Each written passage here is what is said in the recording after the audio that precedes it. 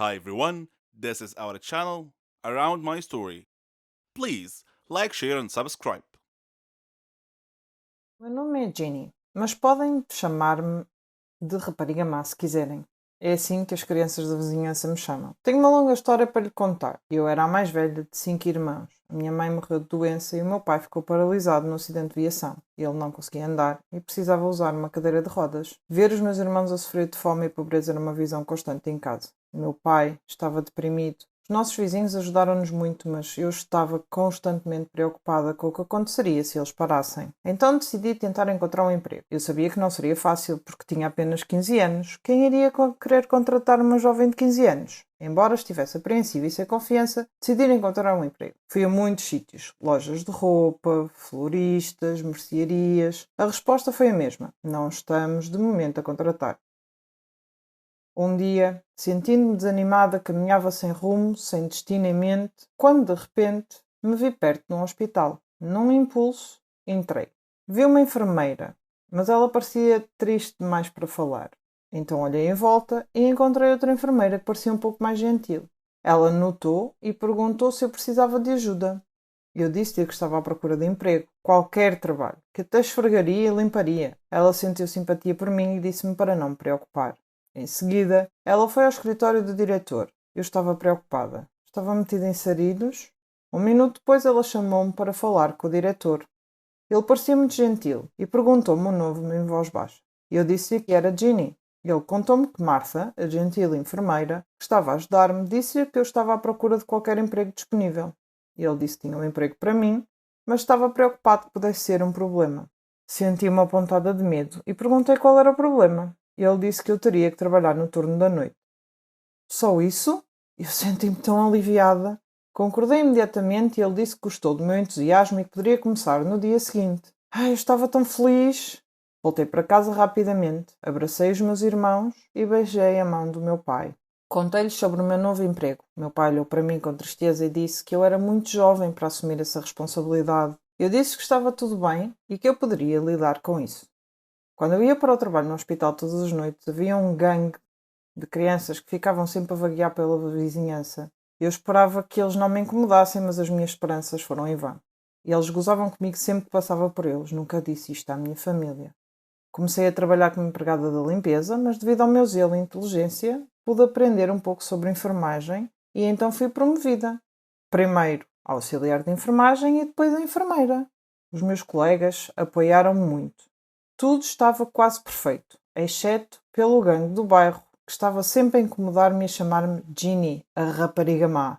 Eu queria que eles simplesmente fossem embora e me deixassem em paz. Então um dia, um milagre aconteceu.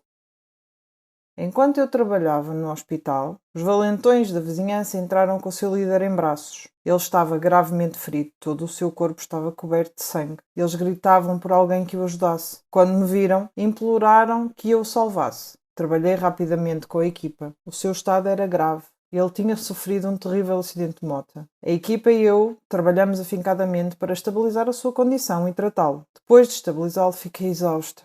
De repente, senti alguém aproximar-se. Era o gangue do bairro. Eles desculparam-se por me incomodar e pediram-me que os perdoasse. Eles disseram que não sabiam que eu trabalhava num hospital. Sorri e disse-lhes que estava tudo bem e que os considerava meus irmãos e irmãs. Outra enfermeira foi ter com eles e disse que o seu amigo estava bem. Fiquei tão feliz que o meu problema estava resolvido. E eles chamaram-me para falar com o seu líder. Ele tinha lágrimas nos olhos e disse-me que lamentava e pediu-me que o perdoasse. Ele foi tão sincero que fiquei comovida. Gentilmente pedi-lhe para ficar quieta e descansar um pouco. Quando estava a ir embora, ele chamou-me e agradeceu-me novamente. Depois desse incidente, o diretor chamou-me e elogiou-me por ter salvo a vida do paciente naquele dia. Eu ainda estava muito longe de realizar os meus sonhos, mas tinha uma boa vantagem. O gangue da vizinhança começou a chamar-me Anjo da Misericórdia. Você sabe, a verdade é mais estranha que a ficção às vezes, especialmente se você tiver um segredo sombrio em sua vida que poderia colocá-lo em perigo se fosse exposto. Esse era o meu caso e essa é a minha história. Meu nome é Charlotte e tenho 17 anos. Vivo com minha mãe. Meu pai faleceu antes de eu nascer, então minha mãe me criou sozinha. Minha mãe sabia tudo sobre mim, meus estudos, meus amigos. Ela tinha algumas regras que eu tinha que seguir. Comer fora era proibido, não podia ter novos amigos a não ser que ela soubesse tudo sobre eles primeiro.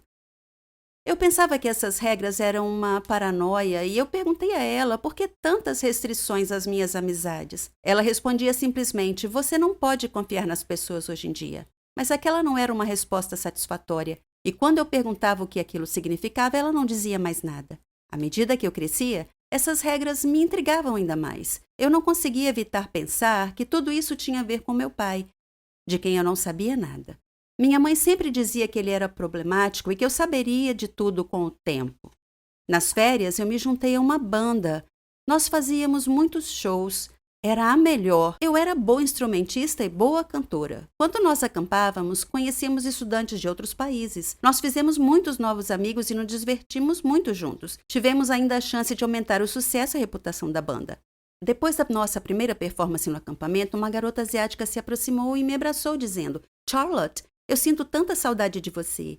Pega de surpresa, eu perguntei: eu te conheço? Ela me surpreendeu dizendo: você não me reconhece? Eu sou a Mary, sua amiga. Eu sorri e respondi: você deve estar enganada, eu não te conheço. Após insistir que realmente era minha amiga, ela se desculpou e foi para junto de seus amigos. Estranho. Embora agora, ao pensar sobre isso, muitas vezes tenho a sensação estranha de que alguém estava me observando em todos os lugares que ia. Tentei me livrar desse sentimento em muitos momentos, mas nunca consegui. Sempre dizia para mim mesma que devia ser minha imaginação. Naquela noite, fomos todos a um passeio na floresta. Estava escuro e eu meio que me separei do grupo e me vi sozinha, cercada por árvores. Chamei pelos meus amigos, mas ninguém me ouviu. De repente, eu esbarrei em alguém. Parecia uma garota e eu me desculpei. Quando me virei para vê-la, eu fiquei chocada em ver a mim mesma ou uma cópia de mim. Eu parecia estar olhando para mim mesma em um espelho. Quem é você? Eu perguntei. Eu sou Charlotte, ela respondeu. Isso é impossível. Eu sou Charlotte, eu afirmei com toda certeza. Você está com a gente aqui no acampamento? Sim, ela respondeu. Eu perguntei a ela o caminho de volta, ela apontou em uma direção e nós retornamos. Enquanto andávamos, o telefone dela tocou. Era o pai dela. Ele estava preocupado com ela e queria ter certeza de que tudo estava bem. Chegamos às nossas barracas sem nenhum incidente e eu disse: foi muito bom te conhecer, Charlotte. Nos vemos amanhã? Senti uma forte conexão com aquela garota sem motivo algum. Então percebi que tinha esquecido minha bolsa e voltei para pegá-la. Novamente senti que estava sendo observada. De repente, algo atingiu a minha cabeça. Quando eu acordei, estava sentada em um carro cercado de pessoas usando óculos de sol. E eu estava apavorada. Quem são essas pessoas? Eu exigia saber. E o que vocês querem de mim? Um homem disse que meu pai era a razão de eu ter sido sequestrada. Quando eu disse que meu pai tinha morrido há muito tempo, ele riu. Então ele espirrou alguma coisa no meu rosto e eu perdi a consciência. Quando mais tarde eu acordei, a outra Charlotte estava amarrada ao meu lado. Um homem parecia confuso ao dizer duas de mim, e ele perguntou ao seu chefe qual das duas era a garota que procuravam. De repente ouvi alguém gritar: parem! Não se mexam! A polícia apareceu dentre as árvores, cercou o carro e prendeu os homens. Depois desamarraram as duas Charlotte. Alguém surgiu parecendo muito preocupado. A outra Charlotte começou a acordar e perguntou onde estava e o que estava acontecendo. Então ela viu seu pai correndo até ela. O pai dela me olhou e perguntou meu nome e o nome da minha mãe. Quando eu respondi, ele disse que sabia quem eu era e que eu levasse um abraço para ela e que dissesse que ele continuava a guardar seu segredo. Então ele me deu uma medalha e me abraçou, dizendo que não sabia se me veria de novo. Eu ainda estava olhando para ele, confusa, e ele sorriu e me perguntou onde meu pai estava. E eu disse que ele tinha morrido. Ele disse que aquele era um acordo entre ele e minha mãe, e que eles estavam apenas tentando proteger a minha outra Charlotte, que era minha irmã gêmea. Ele disse que teve problemas em seu trabalho, algumas pessoas ameaçaram nos matar, então ele e minha mãe decidiram nos separar. Ela ficou com você e eu fiquei com sua irmã gêmea, ele disse. Nós fizemos isso para mantê-las a salvo, e eu chamei sua irmã Charlotte, exatamente como você. Me senti ainda um pouco esgotada naquele momento. Era absurdo. Eu não conseguia acreditar. De repente, eu ouvi alguém me chamar. Charlotte, acorda! Está na hora da viagem. Você deve ter tido um pesadelo, porque você estava gritando. Eu acordei na barraca com uma amiga. Nós saímos da barraca. Eu parei. Bem na minha frente, olhando fixamente nos meus olhos, estava a outra garota, que era a minha imagem no espelho. Eu adoro a minha família, adoro nossos encontros, nossas brincadeiras, nossas refeições e tudo mais. Não consigo imaginar minha vida sem eles, mas uma vez eu quase matei toda a minha família. Não, eu não fiquei louca, eu te garanto. Não se preocupe, vou contar o que aconteceu. Meu nome é Ginger, tenho 18 anos. Como você pode ver, estou usando um avental. Isso porque eu amo cozinhar, amo tudo que diz respeito à cozinha. Meus momentos mais felizes são quando eu encontro a minha família para uma refeição. Eu sempre cozinho para eles e eles também amam isso. Eles me apoiam, me deixam tentar pratos de países diferentes. Eu gosto de ouvir suas opiniões sobre minhas habilidades culinárias e também sou viciada em programas gastronômicos. Um dia, minha prima Charlotte veio nos visitar antes do Dia de Ação de Graças. Ela gosta de se vestir de preto e aquele dia não foi exceção. Por alguma razão, ela me ligou mais cedo e perguntou se eu já tinha ouvido sobre a maldição do Dia de Ação de Graças. Eu disse não, claro. Então ela me disse que a maldição acontecia em grandes famílias que se reuniam para grandes jantares nesse dia. A maldição era causada por um espírito maligno chamado Vicky, que possuía o corpo do cozinheiro da casa e envenenava toda a família. Ela disse que Vicky era uma dona de casa e uma grande cozinheira e amava sua família, mas ainda assim os envenenou durante o jantar de ação de graças. Ela os viu morrer um a um e então tirou a própria vida num grand finale. No começo eu pensei que a Charlotte estava brincando e tentando me assustar. Disse a ela que era tudo bobagem, tudo história de carochinha. Mas ela me disse que toda lenda se baseia em fatos. Eu parei para pensar e de alguma forma era verdade, eu pensei. Fui para o meu quarto, entrei na internet e encontrei as mesmas informações sobre a maldição que ela tinha me revelado. E fiquei ainda mais assustada. Vi que era exatamente como eu, ou seria o contrário. Eu parei de me aprofundar porque precisava me concentrar em preparar a refeição. No dia de ação de graças, meu pai trouxe alguns ingredientes que incluíam uma garrafa com um líquido branco que eu pensei ser leite, embora tivesse um cheiro estranho. Mas eu pensei que estava imaginando coisas. Minha tia ligou para dizer que chegaria em alguns minutos, então eu tinha que correr para terminar o jantar rapidamente.